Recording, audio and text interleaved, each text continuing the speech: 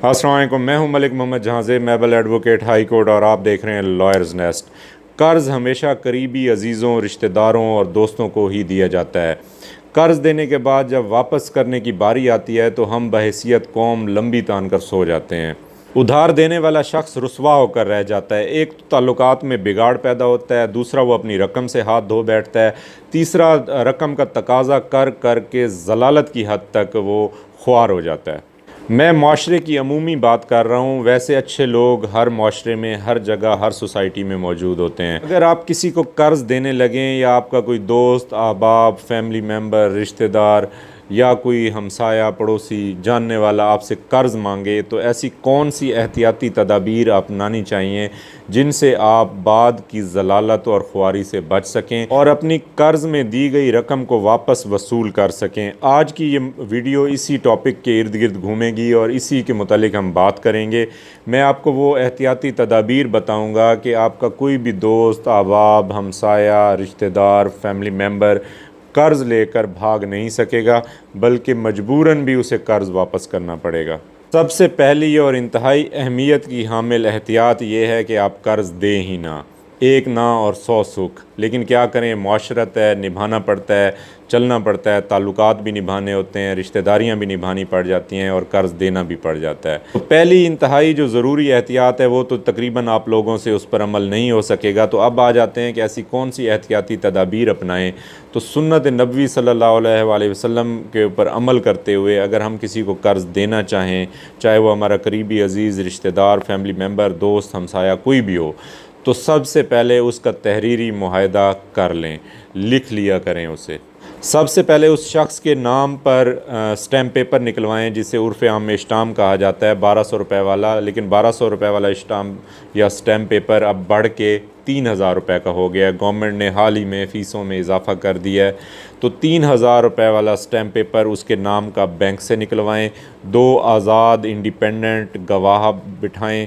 उसके बाद उस पर वो कर्ज़ की तहरीर लिखें कि ये शख्स, फ़लाना शख्स आपका फ़लाना ताल्लुक़दार है और ये आपसे कर्ज़ हासिल कर रहा है, इतना कर्ज़ हासिल कर रहा है और कर्ज़ की इतनी मुद्दत होगी और इतनी मुद्दत के बाद ये बंदा कर्ज़ वापस करेगा। कर्ज़ के मुतालिक तमाम तर जो शराइत व ज़वाबित हैं वो उस मुआहदे में, तहरीरी मुआहदे में आप ज़रूर तहरीर करें, लिखें और उसके बाद जिसको कर्ज़ दे रहे हैं उसका भी निशान अंगूठा और दस्तखत सब्त करवाएं और जो गवाहान हैं उनके भी निशान अंगूठा जात सब्त करवाएं और अपना भी निशान अंगूठा और दस्तखत सब्त करें। उसके बाद इस तहरीरी मुआहदे को बाकायदा रजिस्ट्रार के पास रजिस्टर्ड करवाएं, ताकि अगर मुस्तकबिल करीब में आपका वो करीबी अज़ीज़, रिश्तेदार, दोस्त, अहबाब या कोई फैमिली मेम्बर कर्ज़ वापस नहीं करता तो आप अदालत से रजू कर सकें और रिकवरी सूट फ़ाइल करके आप अपनी रकम वापस हासिल कर सकें। रिकवरी सूट मतलब दिला पाने का दावा दायर करके आप अपनी रकम, कर्ज़ में दी गई रकम वापस वसूल कर सकें। दूसरी अहम तरीन एहतियाती तदबीर जो आप कर्ज़ देने से पहले कर सकते हैं या कर्ज़ देते वक्त कर सकते हैं वो है प्रोनोट का लिखवाना। प्रोनोट लिखवा लें। प्रोनोट का वाज़े मतलब ये है कि आप किसी को भी रकम उधार दे रहे हैं और उस उधार का दुरानिया प्रोनोट के अंदर मेंशन कर दें। अगर ना भी मेंशन करें तो किसी भी प्रोनोट की मुद्दत 3 साल तक होती है। आप 3 साल के अंदर कभी भी किसी भी वक्त अदालत से रजू कर सकते हैं। प्रोनोट में एक तो आपकी उधार की रकम को तहफ़्फ़ुज़ हासिल हो जाएगा, उसके बाद आप ऑर्डर 37 का समरी ट्रायल के तहत दावा कर सकेंगे एडिशनल डिस्ट्रिक्ट जज के पास। जो समरी ट्रायल का मतलब ये है कि वो दावा 2 से 6 माह के दरमियान ख़त्म हो जाएगा और कर्ज़ में दी गई रकम 6 माह की मुद्दत के अंदर अंदर आपके हक़ में डिग्री हो जाएगी और डिग्री की जब एग्जीक्यूशन आप डालेंगे, जो इजरा डालेंगे, तो उसमें उस शख्स को गिरफ़्तार करके भी लाया जाएगा। अगर वो रकम अदा नहीं करेगा तो उसे जेल भी जाना पड़ेगा और जेल कोई 1-2 माह की जेल नहीं बल्कि साल साल उसे जेल में रहना पड़ेगा।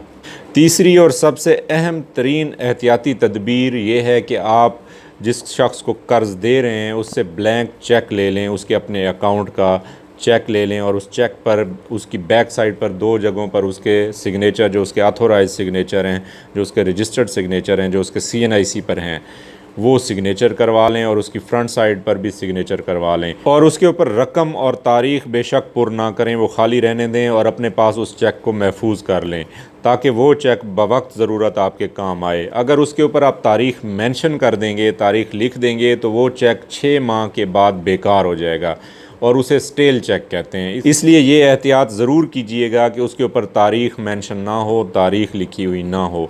तो जब कभी जो मुद्दत आएगी उस मुद्दत तक अगर वो शख्स आपके पैसे वापस नहीं करता, कर्ज़ में दी गई रकम वापस नहीं करता, तो उसके ख़िलाफ़ आप कानूनी कार्रवाई कर सकते हैं। एक तो चेक लेने का सबसे बड़ा फ़ायदा ये होगा कि चेक पर जो कार्रवाई होगी वो प्रॉम्प्ट रिलीफ होगा। प्रॉम्प्ट रिलीफ का मतलब ये है कि फ़ौरी आपकी दादरसी होगी, और इसके तहत क्योंकि चेक जब डिसऑनर होगा, वो चेक आपके पास होगा, आप जब प्रेजेंट करेंगे बैंक में वो डिसऑनर होगा, ज़ाहिर सी बात है उसके अकाउंट में पैसे तो नहीं होंगे।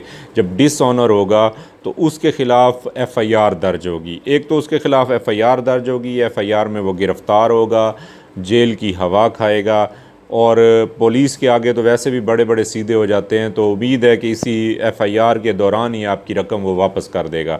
इन केस वो रकम वापस नहीं करता तो वो जेल जाएगा। जेल जाने के बाद भी आपके पास ये रेमेडी होगी कि आप रिकवरी सूट भी फ़ाइल कर सकते हैं, मतलब दिला पाने का दावा, रिकवरी दावा भी कर सकते हैं। एक तो FIR होगी उसके ख़िलाफ़, दूसरा रिकवरी का दावा आप अपनी रकम की बाबत कर सकते हैं। वो रकम आपके हक़ में एडिशनल डिस्ट्रिक्ट जज की कोर्ट में आर्डर 37 के दावे में आपके हक़ में डिक्री होगी।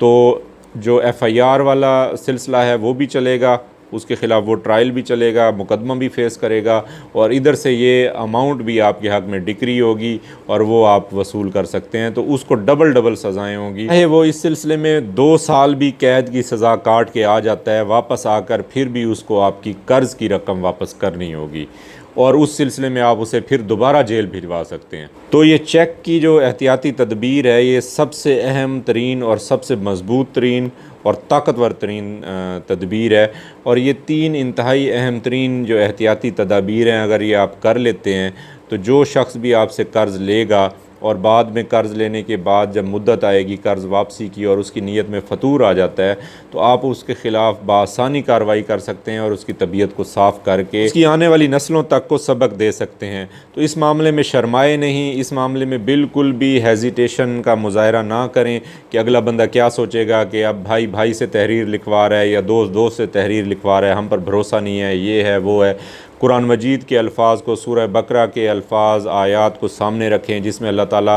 इरशाद फरमाते हैं कि और भाई भाई के दरमियान भी मामला हो तो उसे लिख लिया करो, और अहले ईमान अगर तुम समझो तो ये तुम्हारे हक़ में बेहतर है। अगर हम सुन्नत नबी सल्लल्लाहु अलैहि वसल्लम और कुरानी अहकामात पर अमल करते हुए कर्ज़ देते वक्त तहरीरी मुआहदा कर लें या बाकी आपस में जितने भी मामलात या लेन देन होते हैं तो उनमें तहरीरी मुआहदे कर लें तो ये हम सब के लिए बेहतर होता है, और ना तो ताल्लुकात ख़राब होते हैं और ना ही हमें रकम से हाथ धोना पड़ता है। ये थी हमारी आज की वीडियो। उम्मीद है आपको आज की वीडियो पसंद आई होगी। आज की वीडियो पसंद आने की सूरत में इसको लाइक करके कमेंट कर दें और अपने दोस्त अहबाब तक इसको लाजमी फॉरवर्ड करें। और जो दोस्त हमारे चैनल पर नए हैं उनसे गुजारिश है कि हमारे चैनल को सब्सक्राइब करके बेल आइकन प्रेस करके नोटिफिकेशंस ऑन कर लें ताकि हमारी आने वाली हर नई वीडियो उन तक बर वक्त पहुँच सके। मिलते हैं एक और नई वीडियो के साथ, तब तक के लिए अल्लाह हाफ़िज़। जीते रहें आबाद।